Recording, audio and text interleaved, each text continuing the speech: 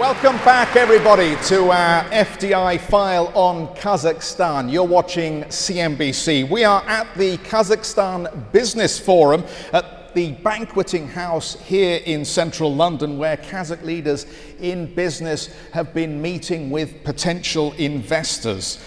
We are highlighting the potential opportunities for those foreign investors in the Kazakh economy, and we're asking what strategies are the right ones when you approach this economy, and which sectors in particular offer the best return for your investment dollar at this stage.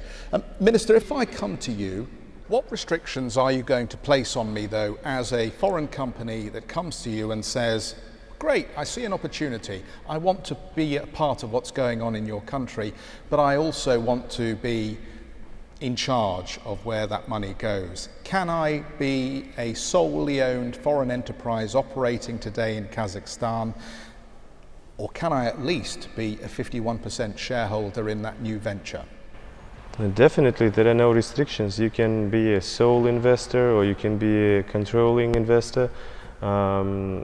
We are in the process of WTO negotiation. So under that process, we're also taking responsibility that there will be no restrictions to the foreign ownership in our company. So from that perspective, there are no restrictions for foreign investors. Daryl?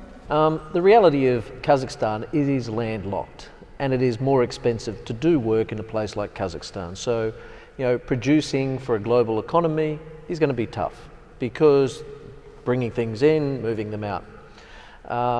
If we look at the economy, we talk about GDP growth. I think next year it's going to be about 11,000. By the year 2019, it's expected to be about $30,000. I've got a great oil and gas industry going and expanding. Kazakhstan, the amount of money being spent in these areas is just tremendous. Then I add on top of that mining.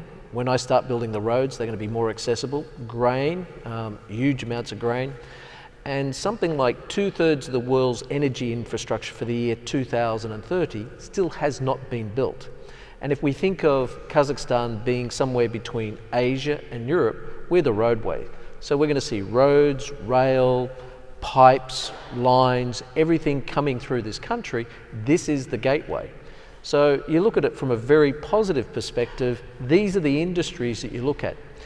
As a country, there's industry, we look at the oil and gas, the service providers. I think there's some great opportunities in there. We need the technology. Aberdeen, for example, has some great technologies by small and medium enterprises. We need those people to come to Kazakhstan to help develop out the technology for the fields we've got in our country. That's where a lot of the opportunities are going to come from. Moving and looking at these key areas and saying, how do I link in? I would like yes. a little bit. We mentioned that now Kazakhstan has a huge transportation strategy in terms of connecting China to the rest of the world through Kazakhstan. Actually, we're thinking about, and we are start to finance the biggest highway building of highway.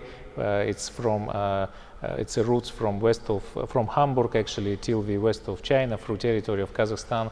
It's a $3 billion project which financed by World Bank and other multinational organization. And we will also start to build 2 railways from the border with China till Almaty, the former capital of Kazakhstan, and from Aktau, which is a port facility in Caspian Sea, till the border with Turkmenistan. So the whole idea is connected the west of China through Kazakhstan with the Middle East. And I think this is also one of the opportunities for the future economic cooperation, China, Central Asia and Middle East, and through the, let's say, for example, Iran and Turkey to the European markets as well.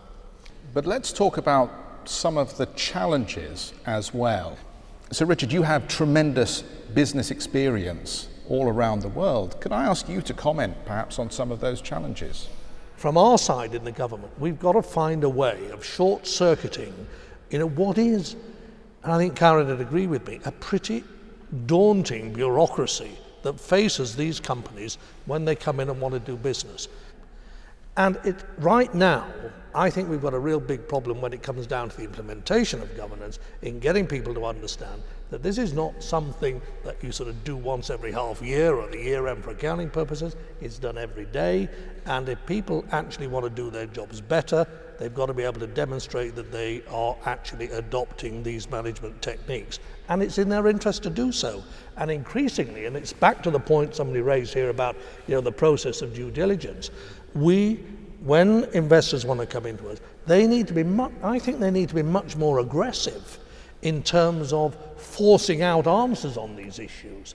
Because, perversely, it helps guys like Karat and myself in order to get the internal system to recognise the importance of it and to have to change and give some weight and support to making these systems that are absolutely essential get embodied by the managers. And the managers have to learn that as well. It's not an easy lesson. Olivier, I want to leave you with the last word on the panel here. This is an economy that has said it wants to diversify away from oil and gas, and yet it still represents, 70%, I guess, of revenues for the country.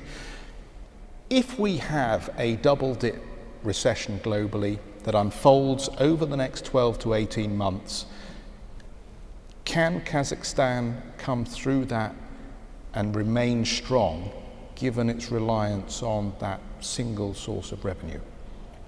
I think this government has learned the lesson and is totally cautious about the fundamentals that it has to put in place. So it has the reserves, it has a public balance sheet to cope macroeconomically.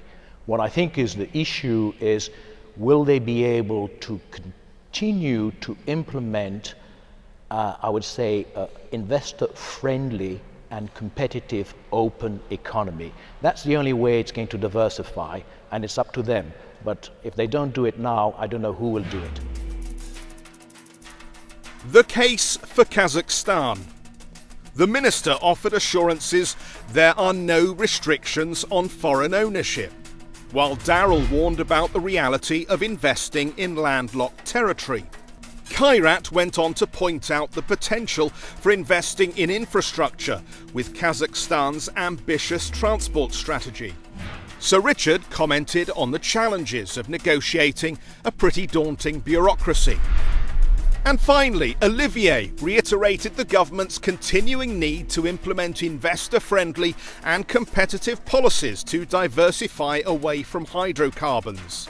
Let's hear what our analysts think.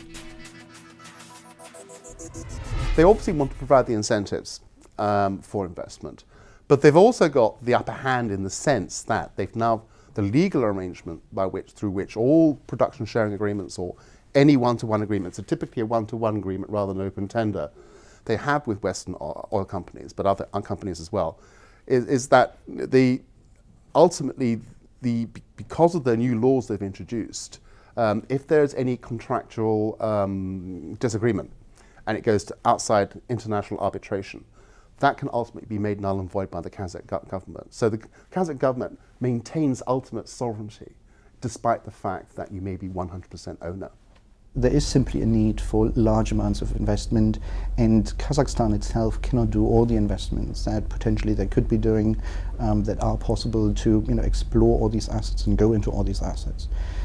Politically, they know that, I'm fairly sure, and like the Kazakhstan Business Forum in London is one of the ways to actually go out, talk to investors, promote Kazakhstan as the potential location for foreign investment. All the safe areas for investing in oil and gas are gone, basically.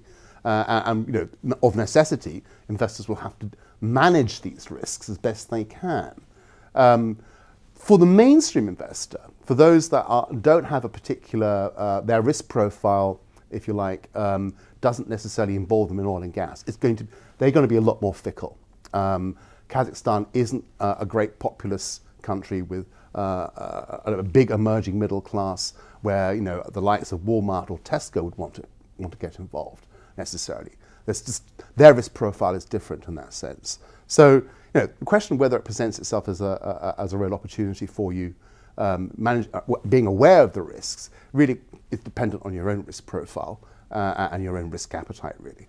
They probably can achieve economic growth without even diversification, but I think for stability of the country, they would need investments in domestic in sectors like retail, like consumers.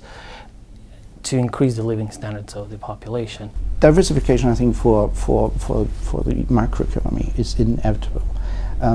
Because it is required to support certain sectors to actually further to support the development in the oil and gas and metals mining areas.